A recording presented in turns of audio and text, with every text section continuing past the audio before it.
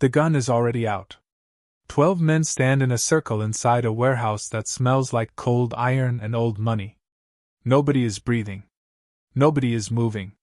The deal, 3 years of work, $18 million, 60 seconds from closing, is sitting right on the edge of a table, and every single man in that room is waiting for one person to give the signal. One nod. That is all it takes. One nod from Kang Daejin, and the money moves, the room relaxes, and 18 men go home. He does not nod. He is somewhere else entirely. Snow. An orange dress against a gray sky. A wooden bench slick from the night before. And a woman who did not look up when he sat down beside her, not because she was distracted, not because she was nervous, but because she had decided, without even glancing at him, that whoever had just sat down was simply not her problem. Hi, viewers. Before this story goes any further, drop a comment and tell me this. Have you ever met someone who made you feel completely invisible in the best possible way? Someone who just did not react to you the way everyone else did? Tell me in the comments. Because that right there is exactly what started all of this. Sir? His head of security, Marcus Park, says the word the way trained men say it when they mean something much louder. The circle shifts. Weapons tighten in hands. Every man in that room has survived things most people only see in movies. Every single one of them is watching Daejin right now. He turns and walks toward the exit. Not fast. Not slow. The way a man walks when his mind is already somewhere else, and his body is just catching up. Behind him, Marcus's voice drops to a hard whisper. Sir? This will cost you everything. Daejin stops at the steel door. He does not turn around. Then let it. He pushes through into the cold Chicago night, and the snow hits his face like a slap from the city itself. He stands there in it, no coat, no protection, and lifts his chin toward the sky. The flakes fall in slow, wide curtains. His breath comes out in thick white clouds. Somewhere behind him, through the walls of that warehouse, $18 million waits for a man who just walked away from it. He is not thinking about the money. He is thinking about the bench. He is thinking about a woman who paid for his coffee without looking at him for a reaction. A woman who argued with him about a book she was reading like he was a normal person and not the most dangerous man in 3 states. A woman whose name he learned before she ever learned his real one. And standing in that snow, with everything he built rattling behind him, Daejin feels something he has not felt in years. He feels like a man who made the wrong choice, and cannot decide which choice he means. The answer starts 3 months earlier. It starts with the snow. It starts with a bench, a dropped book, and the one woman in Chicago who looked at Kang Daejin and saw absolutely nothing special, and somehow, because of that, changed everything. But here is the question that nobody in that warehouse thought to ask. Why would the man who controls half this city's underworld walk away from $18 million for a memory of a woman who does not even know his real name? 3 months earlier, Daejin is standing in front of a mirror in a $40 million penthouse, wearing second-hand clothes for the first time in his adult life, and the person looking back at him is unrecognizable. That is exactly the point. The Kang name does not appear on buildings. It does not show up in newspapers. It does not have a public face, a press agent, or a charity gala circuit. Power, the way Daejin learned it, is not a display. It is a pressure system, invisible, constant, everywhere. You do not see gravity. You simply cannot get free of it. That is what his father built. That is what Daejin inherited at 26 when a mountain road and a rainy night took both his parents in the same hour. And that is what he has been running ever since. A machine so quiet and so complete that most people do not know it exists until it is already pressing down on them. He is 34 years old and he has never once had a conversation where the other person forgot who he was. That is the problem. That is the thing that wakes him up at 4 in the morning and makes him sit on the edge of his bed staring at the Chicago skyline like it owes him an answer. Every person in his life, every single one, is responding to what he represents. His advisors tell him what he wants to hear before he finishes asking. The people at his table laugh at the end of his sentences, not the funny parts. Even Marcus, the man he trusts most in the world, has a quiet running calculation behind his eyes at all times, reading every situation for threat, for loss, for a shift in power. Nobody just talks to Daejin. Nobody looks at him and sees a person. So on a Tuesday in December, Daejin makes a decision that looks, from the outside, from Marcus's face, like a complete and total break from reality. He is going to strip everything. No car. No security detail he can acknowledge. No designer clothes with their invisible language of money. No last name. He will take a room in a neighborhood where nobody will look twice at a quiet Korean-American man in a plain coat, and he will live the way regular people live, on a budget, on foot, on time. He wants to know, just once, whether anything in him lands with people when the weight of his name is not in the room. Marcus argues. This is not a surprise. Marcus argues the way lawyers argue, organized, documented, with a timeline of consequences. You are the head of a criminal organization, Marcus says.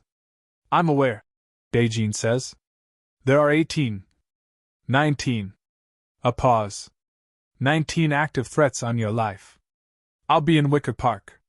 Daily check-ins. Eyes on me that I don't acknowledge. If I miss a 9 o'clock call, you do whatever you think is right. And your name? Daniel Cho. Unemployed. Between places. Marcus stares at him the way men stare at weather they cannot stop. Then he nods once and picks up his phone. Daejin looks back at the mirror. Daniel Cho. Second-hand coat. No watch. No car keys. Just a man with a name that does not carry anything, standing in a city that does not know him yet. He tells himself this is research. He tells himself this is an experiment with a clean structure, observable, controllable, with a beginning and a defined end. He is good at experiments. He is good at systems. He is good at every single thing that does not require him to stop calculating. He has no way of knowing that in 72 hours, he is going to sit down on a wet bench next to a woman in an orange coat who will not even pause her reading to look at him. He has no way of knowing she is the one variable his whole system never accounted for. And Marcus, watching him walk out the lobby door into the December cold, says nothing. He just makes sure the right people are watching. The snow comes down hard the morning everything starts. Not the soft, slow kind. The heavy, sideways kind that Chicago does when it wants to remind the city who is actually in charge. The kind that turns every block into a wind tunnel and makes the whole world smell like cold iron and wet concrete.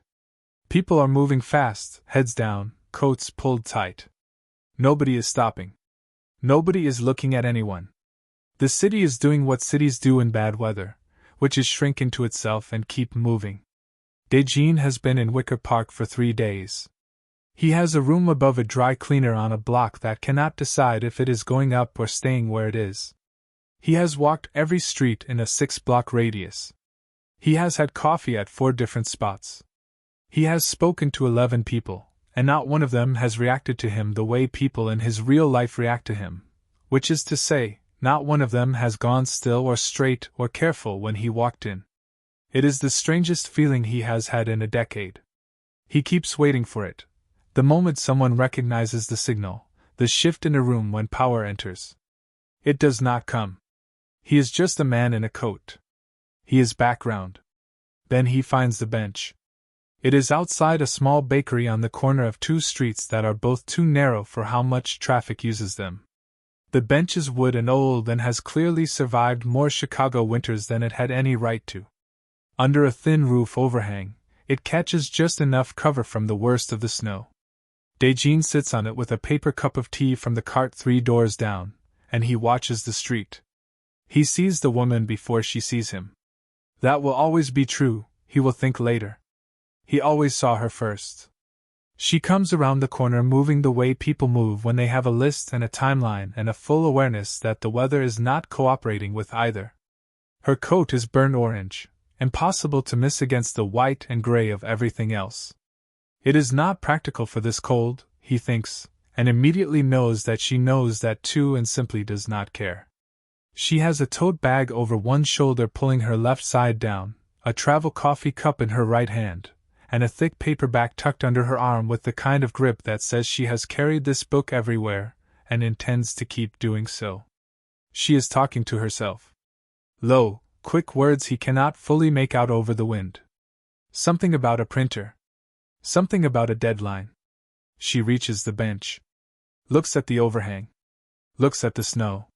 Makes a decision in about half a second, steps under the overhang, and opens her bag to look for something. The book shifts. Slips. She makes a sound, one sharp syllable that is barely a word, and watches it land face down in a thin puddle of slush at the edge of the bench. Daejin leans forward and picks it up. He is not thinking about strategy. He is not running a calculation. He just picks it up the way a person picks something up when it falls in front of them. He turns it over, checks the cover, a novel, the spine cracked so many times it has gone soft, and holds it out. She takes it. "Thank you," she says. Straight. Direct. Real. And then she pulls a rubber band from her coat pocket, wraps it around the book to hold the cover flat, tucks it back under her arm, and goes back to looking in her bag. She does not look at him again. Daejin sits with this for a moment. In his real life, in his real city, nobody takes anything from him and moves on. People hold the moment. They extend it. They find a reason to keep the interaction going because being close to him means something. This woman is back to fighting with her tote bag. "The zipper's stuck," she says, not to him exactly, more to the universe, or to the bag, or to the specific injustice of things that break in bad weather. "Try pulling the tab back first," he says. "Then forward." She tries it. The zipper moves. "Huh," she says. She pulls out a folder, checks something inside it, puts it back. Zips the bag. Takes a sip of her coffee. And then, only then, she glances at him, not with the careful, managing look he gets from people in his real world, but the simple, level look of a person who has just noticed another person exists. "I'm Zara," she says. "Daniel," he says.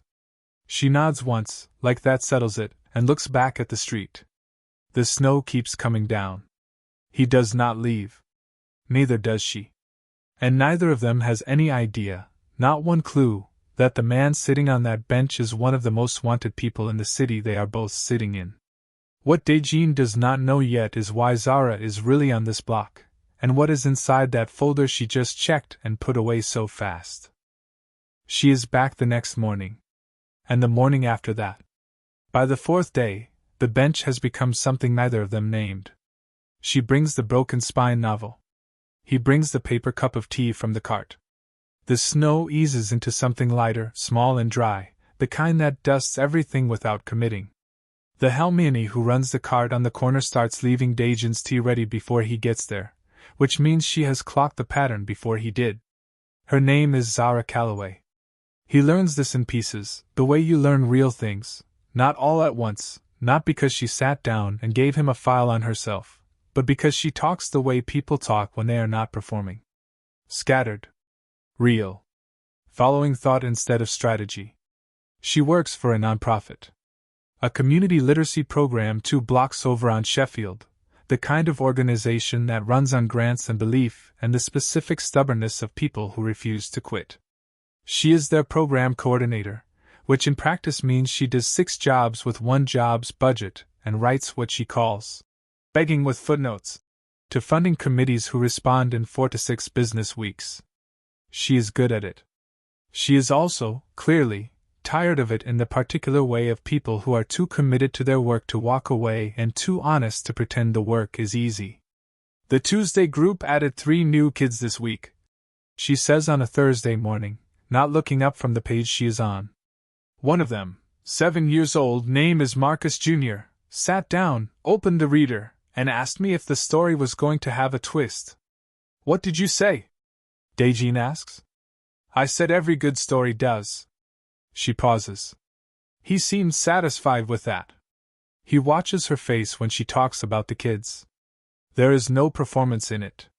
No awareness of how it sounds. She is just reporting things that matter to her because they matter to her, full stop. He has sat across from city officials, senators, and men who run territories worth 9 figures, and not one of them has talked about their work the way she is talking about a 7-year-old's question about plot twists. He tells her the true parts of himself, the ones without identifying details. That he wakes before 5 every morning and cannot sleep past it. That he finds cities more readable than people, usually. That he grew up in a house that was big and quiet, and where silence had different meanings depending on which room it was in. She listens without filling the space. This is rare. Most people reach for the next thing they want to say while you are still talking. She just receives it. The quiet house thing, she says after a moment. That stays with you. He does not ask her what she means. He knows. By the second week, the bench has a routine. By the third, he realizes he is not going there because the experiment requires it. He is going because he wants to. Because these 45 minutes in the morning, on a cold corner in Wicker Park with a woman who does not know anything about him except that he knows how to fix a zipper, are the only part of his day that does not feel like a performance. He notices this the way you notice a sound getting louder, gradually, then all at once. He recalibrates. He tells himself she is a variable. He tells himself the data is still being collected and his role is observation. He is not involved. He is watching. He comes back the next morning. She is already there when he arrives, sitting with her legs crossed at the ankle, the broken spine book open, a new coffee in the cup that has now been to this bench more times than he can count. She looks up when he gets to the bench, and she smiles, not the kind that is managed or offered for a reason, just the reflex of someone who is genuinely glad the morning went the way she expected. You were gone yesterday, she says. Meeting, he says. She nods, goes back to the book. He sits down. And he thinks, for the first time with real honesty, that enjoyment is exactly where every controlled experiment loses its edges. What he still does not know, what he cannot see from the bench, is that Zara Calloway has a folder in her tote bag that she has checked and closed quickly every single morning this week. And whatever is inside it, she has not mentioned it once. The lie starts small. It always does. So what kind of work were you in? She asks one morning when the wind has dropped and the cold sits dry and still over the block like a held breath. She says it lightly, casually, the way people ask when they are not really prying, just filling in the shape of someone they have been sitting next to for 3 weeks and realize they do not actually know. Logistics, Daejin says. Moving things. All of it technically true. Devastatingly incomplete. You miss it? She asks. He thinks about the warehouse. About a circle of 12 men and $18 million in a room that does not breathe until he does. Parts of it, he says. The structure, she guesses. Yeah. She nods like that makes complete sense to her. I get that. I think I'd miss the purpose more. That feeling that what you're doing actually matters to someone. She is quiet for a second, watching a pigeon fight a pretzel on the sidewalk across the street. We got a grant response back yesterday. Rejection. 5th one this quarter. She exhales. But Marcus Jr. read a full paragraph out loud on Tuesday without stopping once. First time he's done that. So. She lifts her coffee cup in a small, private toast. You take what's real. He watches the side of her face. He says, you take what's real. She looks at him then, just for a second, just a glance, and something in it lands in his chest like a key finding a lock. He does not tell her the truth that morning. He tells himself he will tell her soon. He is still collecting the shape of the right moment, the right words, the right version of the explanation that does not make her stand up and walk away from the bench and never come back. He is, he tells himself, waiting for the right conditions. What he is actually doing is building a room inside the lie and learning to live in it. He tells her he is staying with a friend in the neighborhood. Not true. The apartment is his, paid in cash, registered to a name that points nowhere. He tells her the logistics work dried up and he is figuring out the next thing. Not true. He has never had to figure out a next thing in his adult life because the empire is already there, already running, already generating enough pressure to bend rooms without him in them.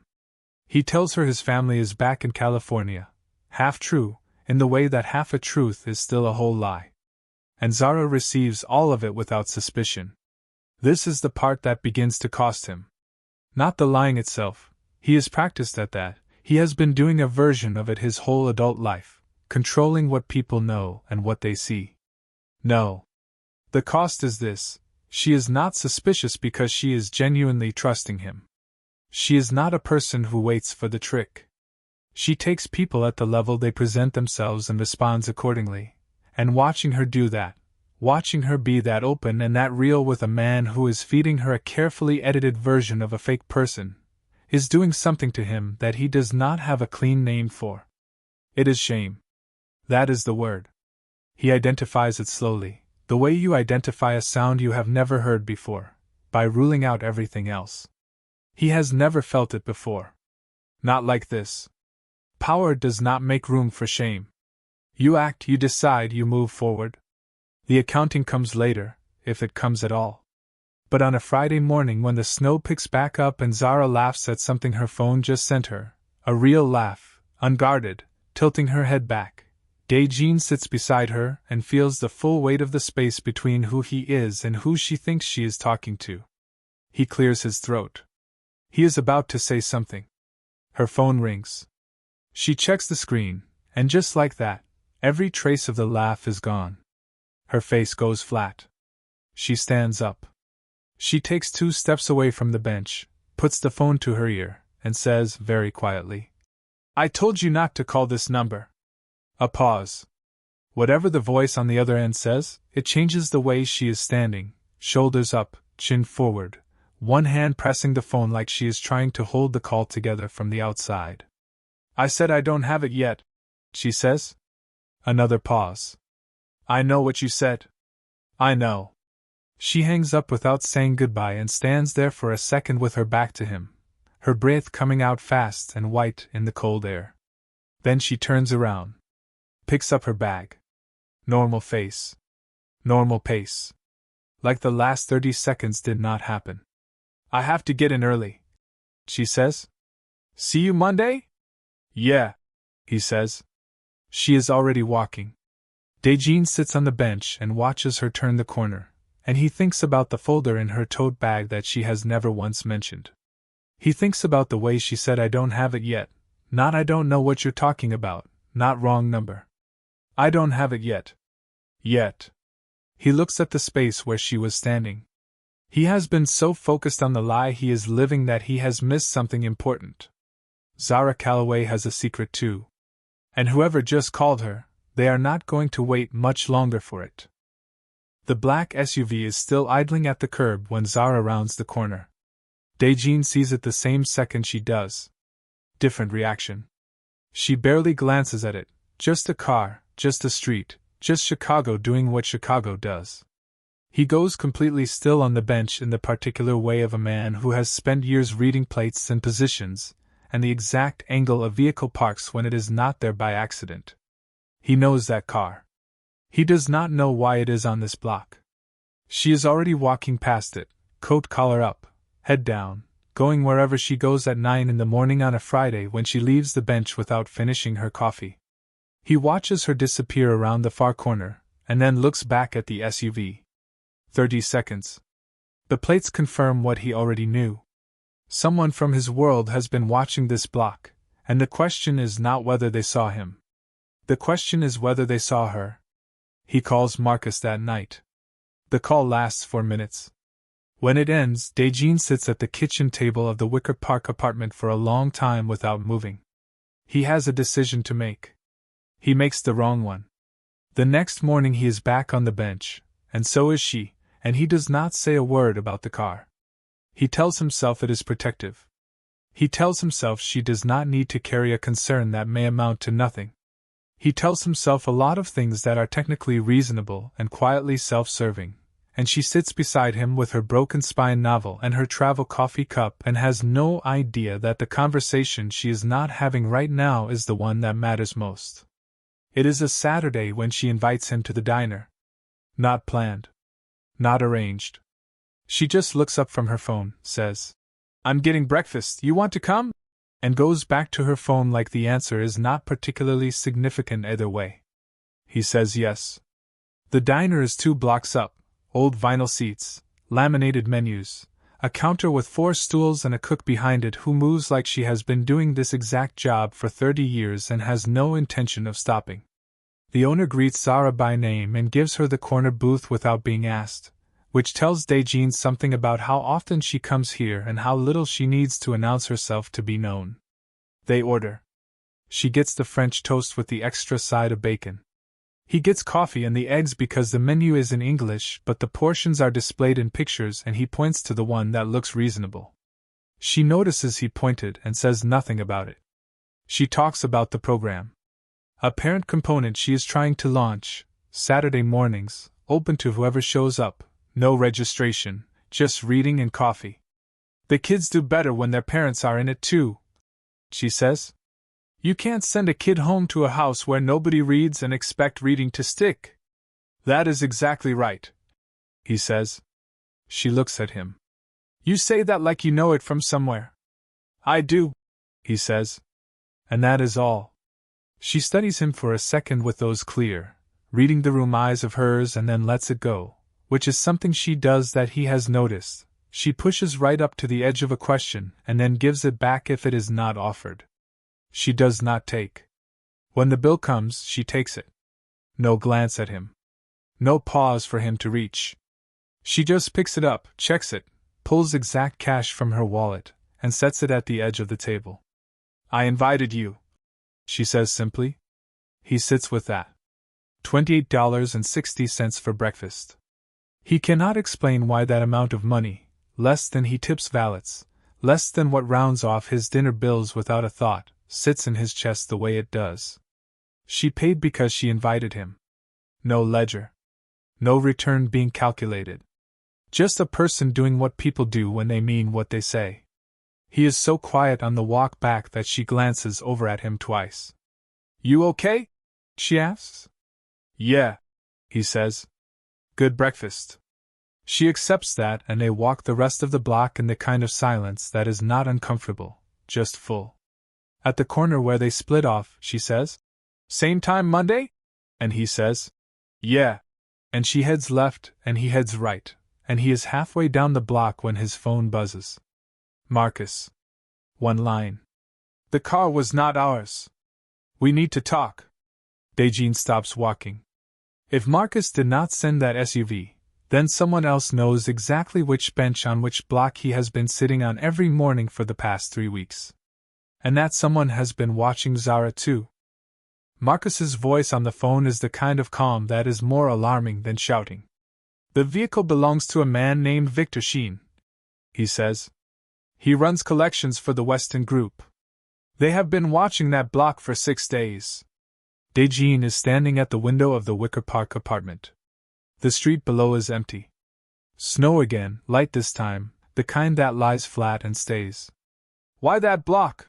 He asks, though part of him already knows. We don't know yet. But Daejin. Marcus uses his real name, which he only does when the information requires it. The woman.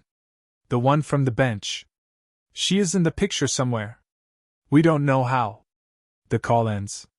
3 days later, it is Zara herself who breaks it open, and she does it the way she does everything, which is directly, without theater, and at exactly the moment when neither of them is ready. It is a Tuesday morning, overcast, the kind of gray that makes the whole city feel like it is thinking. She sits down on the bench, sets her bag down, and does not open the book. She pulls out the folder, the one he has seen her check and close quickly for 2 weeks, and she opens it flat on her knee. I need to tell you something, she says.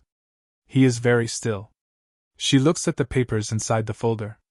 Then at him. And the look is not accusatory. It is the look of a person who has been carrying something heavy, and has decided the carrying is finished. There's a man named Victor Sheen, she says. He loaned money to my brother Darnell 3 years ago. Darnell got sick, lost his job, couldn't pay it back. Sheen's been collecting, not money, information. He wants a list. Properties. Names. Information that has to do with a real estate network in this neighborhood. Daejin does not move. He said if I get him the list by the end of the month, Darnell's debt is cleared. She exhales. He told me there's a man connected to that network who comes to this block sometimes. He described him. She stops. He described you, Daniel. The silence that follows is the loudest thing on the block. She is not done. I don't know what you are. I don't know what any of this is. I'm a program coordinator for a literacy nonprofit, and I got pulled into something I don't understand because my brother made a bad decision 3 years ago, and now someone is using that to get to someone else. She folds the papers back into the folder. I'm telling you because you've been straight with me since the bench, and I would rather lose whatever this is between us than sit here and let you walk into something without knowing. She did not collect information. She did not report back to Sheen. She came to him first. He looks at her for a long moment. How long have you known? He asks. Since the 2nd week. You kept coming to the bench. I kept coming to the bench, she says. Because whatever Sheen thinks he knows, he doesn't know the part where you're actually decent. And I didn't want to believe that part was fake. He breathes in slowly. He should tell her now. Right now.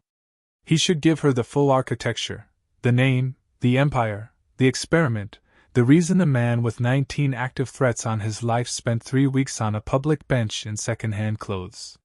He should tell her everything. He opens his mouth. His phone rings. Marcus. 2 words on the screen. Sheen moved. He looks at Zara. I need you to go straight to the center, he says. Go inside. Don't leave until I call you.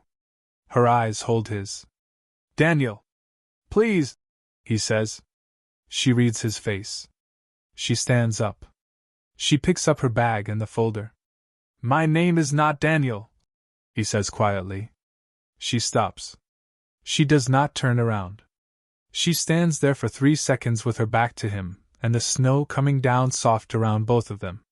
Then she walks. And the thing she said before she found out everything, I didn't want to believe the decent part was fake, is the sentence that stays in his chest as he brings the phone to his ear and everything that was quiet becomes fast. Victor Sheen makes his move on a Wednesday morning, and he makes it against Darnell. Not against Daejin. Not against any of the network names on that list. Against a 29-year-old man in a hospital bed at Rush University Medical Center, 3 months into treatment for a kidney condition that has already cost him 1 job and half his savings, who is Zara Calloway's younger brother, and whose debt Sheen has been holding like a hand of cards for 3 years. Sheen's man shows up at the hospital room at 7:45 in the morning. No weapons. Just a phone, placed flat on the tray table in front of Darnell, with Sheen's voice on speaker telling Darnell that his sister has until noon. Darnell calls Zara at 7:47. Zara is at the center, unlocking the front door for the Tuesday reading group, when the call comes in. She listens. She does not say much.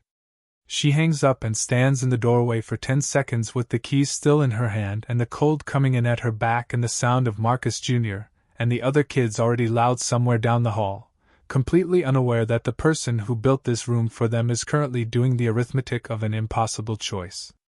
She calls Daejin. The name she has for him in her phone is still Daniel. She hits it anyway. He picks up on the first ring. She gives him the facts. Straight, fast, no extras. Hospital name, room number, Sheen's deadline, Darnell's condition. She does not ask for anything directly. She just gives him the information the way she has given him everything, clean, honest, without decoration. He is already moving before she finishes the sentence. What happens next, Zara does not witness directly. She hears it in pieces, over the next 4 hours, through calls and a text from Darnell that says only, "He's gone. It's done."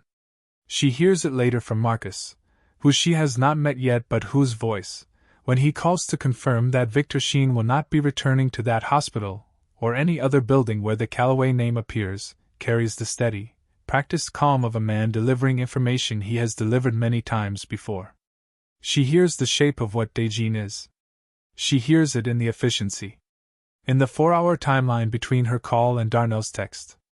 In the way a man with 19 threats on his life walked into a situation designed to use the people around him, and chose, without hesitation, to put himself between the threat and the person it was aimed at.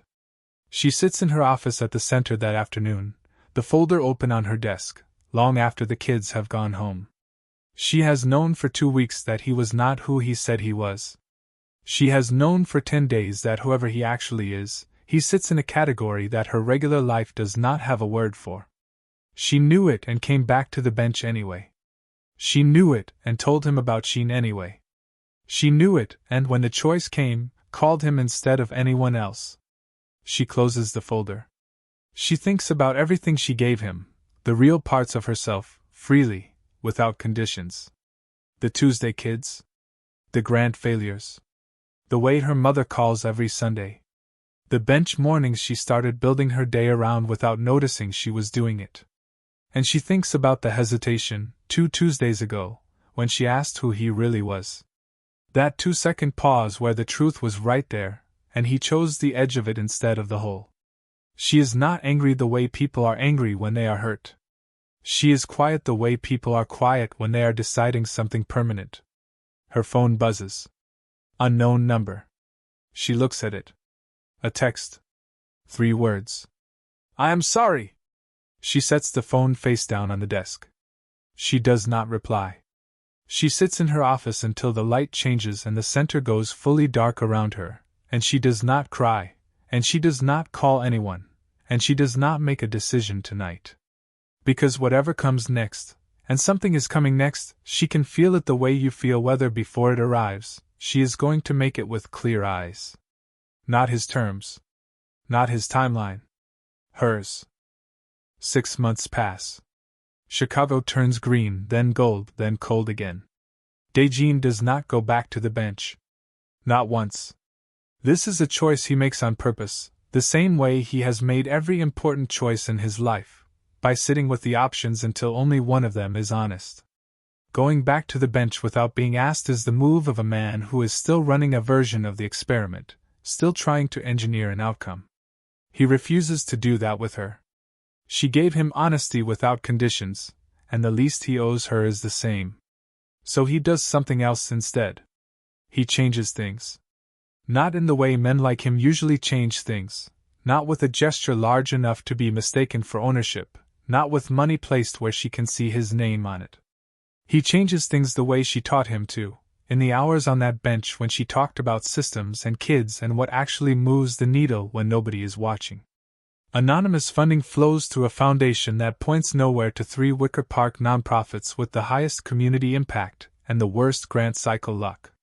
The Literacy Center's lease, which was 30 days from expiring, gets extended for 3 years.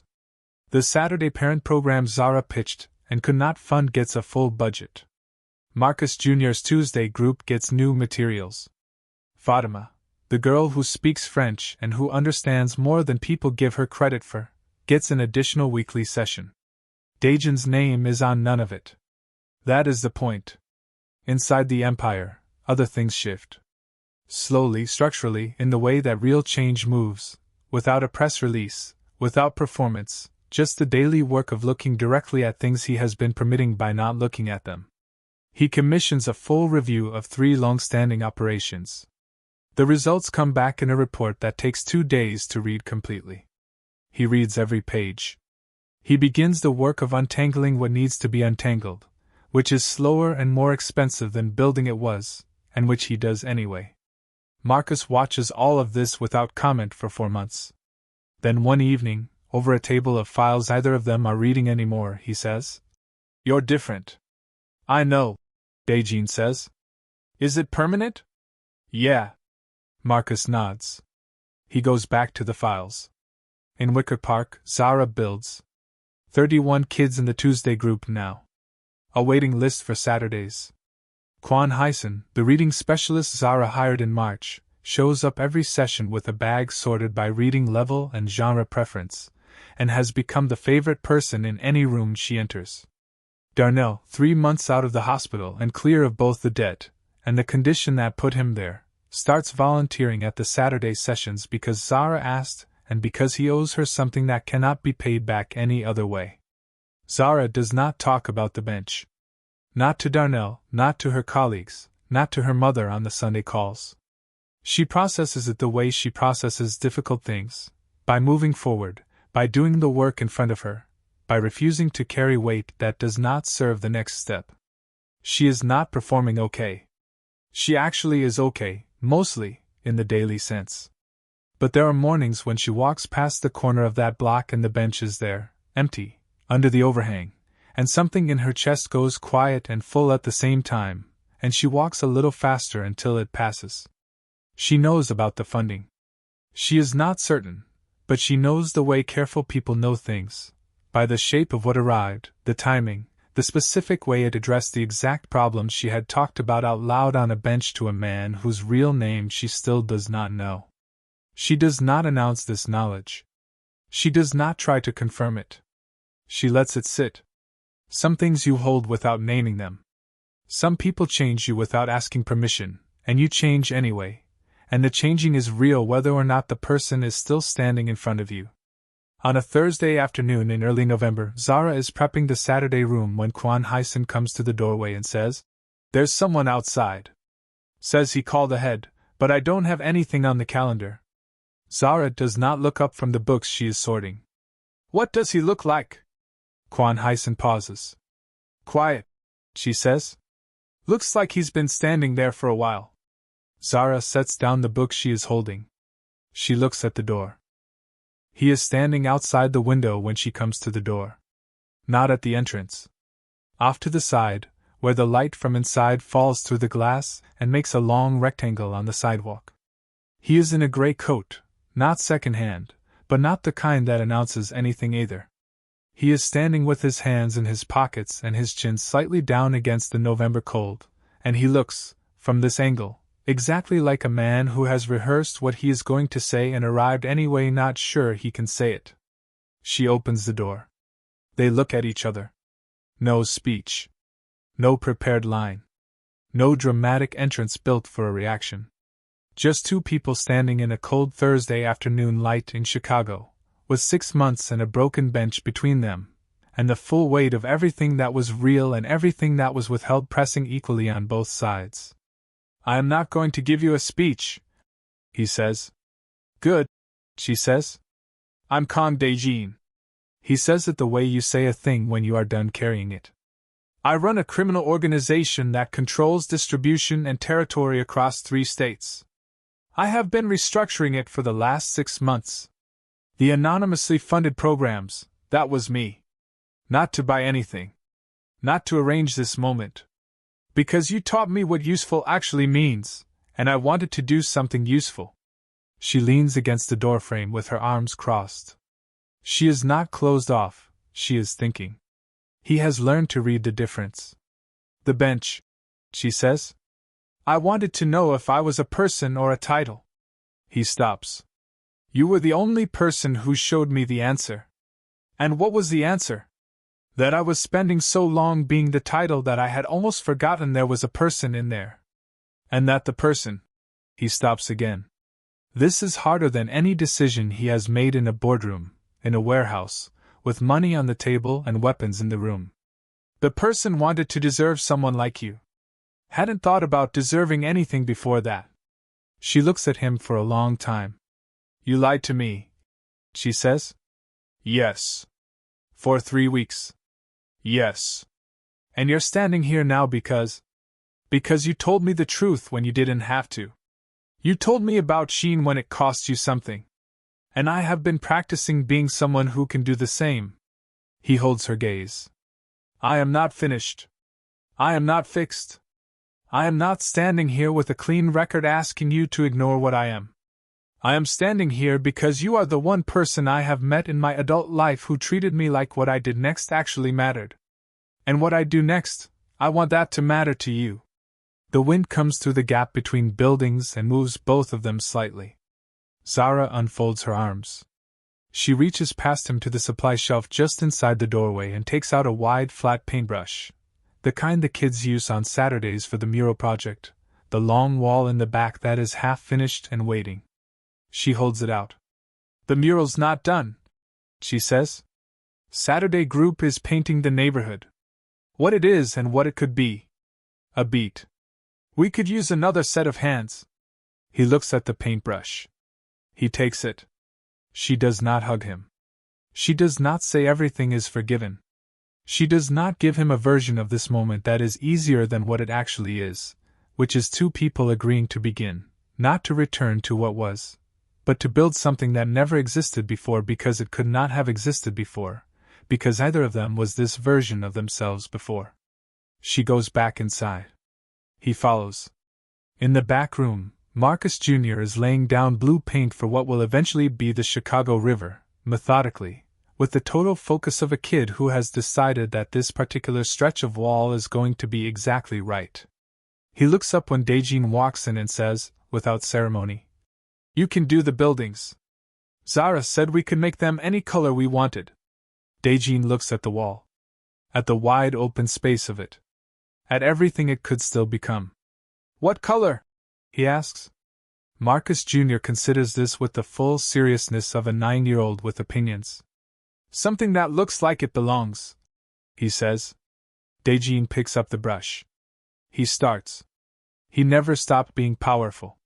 She never needed him to be.